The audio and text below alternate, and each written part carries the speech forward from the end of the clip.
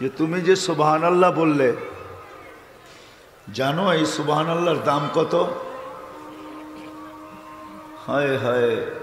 তো দাউদ আলাইহিস সালাম নিজেই বলতেছেন সুবহানাল্লাহ মাররাতান ওয়াহিদা, সুবহানাল্লাহ একবার বলতে পারা সুলাইমান আলাইহিস সালামের রাজত্বের চেয়েও দামি। সুবহানাল্লাহ বলতে দেরি সৌরজগতের অর্ধেক জায়গা নেকি দিয়া প্যাক হইতে দেরি হয় না। বর্তমান বিজ্ঞান বলে সবগুলাকে 100 কোটি একত্রিত করলে প্রথম আকাশের সামনে একটা বিন্দুর মতো, বিন্দু বোঝেন, কলমের আগা দিয়া খোঁচা দিলে যে বিন্দুটা হয়, প্রথম আকাশের সামনে এই বিন্দুর মতো। আর এক ব্যক্তি সুবহানাল্লাহ পড়তে দেরি আকাশের নিচের অর্ধেক জায়গা নেকি দিয়া ভরা যেতে দেরি হয় না। যদিও আজকে বোঝা বড় কঠিন, বোঝানো বড় কঠিন, কিন্তু হ্যাঁ অনেকেই কিন্তু বুঝাইতে চাইছেন এই বিষয়টা। সুলাইমান আলাইহিস সালামও কৃষককে বুঝাইতে চাইতেছিলেন। যখন উড়া যাইতেছিলেন তো নিচের থেকে দেখা কৃষক চিৎকার দিয়া বলতেছিল সুবহানাল্লাহ মা আযমা শানা আলা দাউদ, দাউদের পরিবারের কত বড় মর্যাদা, আকাশ দিয়ে উড়া যায়। কেননা সুলাইমান আলাইহিস সালাম দাউদ আলাইহিস সালামের ছেলে ছিলেন। দাউদ আলাইহিস সালাম নবীও ছিলেন, আবার বাদশাহও ছিলেন। তো বাতাস খবর পৌঁছায় দিছে দাউদ আলাইহিস সালাম পর্যন্ত, বলতে দেরি, ওনার কানে যাইতে দেরি হয় নাই। কেননা এই আমাদের পরিধির বাতাসটাও ওনার অনুগত্য ছিল। আল্লাহ বাতাসকে ওনার জন্য অনুগত্য করছিলেন। তো উনি নাইমা চলে আসছেন, সিংহাসন সহ কৃষককে ডাকছেন। কৃষক কাঁপতে কাঁপতে আসতেছিল। তো জিজ্ঞাসা করছেন তুমি কি বলতেছিলা? তো বলছে আল্লাহর নবী আমি কোনো খারাপ কথা তো বলি নাই, আমি তো আল্লাহর প্রশংসা করতেছিলাম সুবহানাল্লাহ মা আযমা শানা আলা দাউদ, দাউদের পরিবারের কত বড় মর্যাদা, সুবহানাল্লাহ, যে আকাশ দিয়া উড়া যাইতেছে। তো দাউদ আলাইহিস সালাম বলতেছিলেন যে আমি তোমাকে অন্য কোনো কারণে ডাকি নাই, তোমাকে এই জন্য ডাকছি যে তুমি যে সুবহানাল্লাহ বললে, জানো এই সুবহানাল্লাহর দাম কত? হায় হায়। তো দাউদ আলাইহিস সালাম নিজেই বলতেছেন সুবহানাল্লাহ মাররাতান ওয়াহিদা, সুবহানাল্লাহ একবার বলতে পারা সুলাইমান আলাইহিস সালামের রাজত্বের চেয়েও দামি। যাকে আল্লাহ পাখির বাসা পর্যন্ত শিখাইছিলেন। আমি তো বলবো সুবহানাল্লাহর যেই মর্যাদা সুলাইমান আলাইহিস সালাম বুঝাইছেন ওটা অনেক কম বুঝাইছেন। আমাদের নবীজি আরো বড় বুঝাইছেন যে সুবহানাল্লাহ আলহামদুলিল্লাহ তামলাউ মা বাইনাস সামাই ওয়াল আরদ, সুবহানাল্লাহ বলতে দেরি সৌরজগতের অর্ধেক জায়গা নেকি দিয়া প্যাক হইতে দেরি হয় না, ভরা যেতে দেরি হয় না। সৌরজগৎ জানেন কত বড়? কি মিরেশ্বরের মানুষ কি বলে, সৌরজগৎ জানেন কত বড়?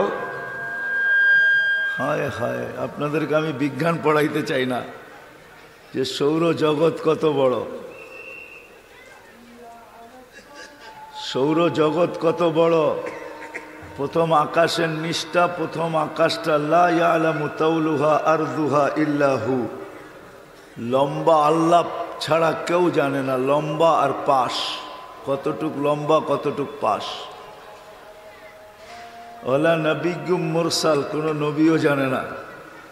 ওয়ালা মালাকুন মুকাররাব, কোনো নিকটতম ফেরেশতাও জানে না। এত বিশাল,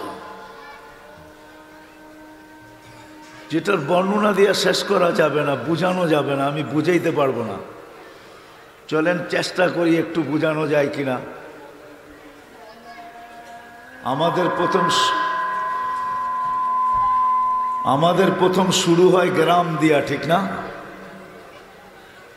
গ্রামের পরে ইউনিয়ন, ইউনিয়নের পরে থানা, থানার পরে জেলা, জেলার পরে বিভাগ, তারপরে দেশ, তারপরে মহাদেশ, ঠিক না? আর আমার কথা বোঝেন? এইভাবেই তো দুনিয়ায় শুরু, ঠিক না? সৌরজগতের যে গ্রামে আসি আমরা, ওই গ্রামটা হলো সবচেয়ে ছোট গ্রাম। আমাদের এই দুনিয়াটা যে গ্রামে আছে, ওই গ্রামটা হলো সবচেয়ে ছোট গ্রাম। কিন্তু এতটুকু বড় যে একটা যান্ত্রিক জিনিস যদি বানানো হয়, একটা যন্ত্রের জিনিস যদি বানানো হয়, যেটা সেকেন্ডে 3 লক্ষ কিলোমিটার যাবে। সেকেন্ডে কয় লক্ষ? তাহলে মিনিটে কত যাবে, ঘন্টায় কত যাবে, ওটা পরের কথা। সেকেন্ডে 3 লক্ষ কিলোমিটার যাবে। তাহলে আমাদের গ্রামের এই মাথা থেকে ওই মাথায় যাইতে 1 লক্ষ আলোক বৎসর লাগবে। এটা হলো গ্রাম। তাহলে ইউনিয়ন কত বড়, থানা কত বড়, জেলা কত বড়, বিভাগ কত বড়, দেশ কত বড়, মহাদেশ কত বড়। সৌরজগতে মহাদেশ আছে 100 কোটি, কিন্তু সবগুলা মিলায়া বর্তমান বিজ্ঞান বলে সবগুলাকে 100 কোটি একত্রিত করলে প্রথম আকাশের সামনে একটা বিন্দুর মতো, বিন্দু বোঝেন? কলমের আগা দিয়া খোঁচা দিলে যে বিন্দুটা হয়, প্রথম আকাশের সামনে এই বিন্দুর মতো। আর এক ব্যক্তি সুবহানাল্লাহ পড়তে দেরি, আকাশের নিচের অর্ধেক জায়গা নেকি দিয়া ভরা যেতে দেরি হয় না। তাহলে সুলাইমান আলাইহিস সালাম যেটা বুঝাইলেন এটাও ছোট। আমাদের নবীজি যেটা বুঝাইছেন এটা হলো আরো বড়। শুধু নেকি দিয়া ভরা যায় এতটুকুই না, সুবহানাল্লাহ বলতে দেরি, জান্নাতে একটা গাছ লাগতে দেরি হয় না। যে গাছটার শাখা প্রশাখা এতটুকু ছড়ানো থাকে, আরবের সবচেয়ে দ্রুতগামী ঘোড়া, আরবের দ্রুতগামী ঘোড়া ঘন্টায় 70 কিলোমিটার চলে, 70 কিলোমিটার। এই দ্রুতগামী ঘোড়ার পিঠে যদি বসলো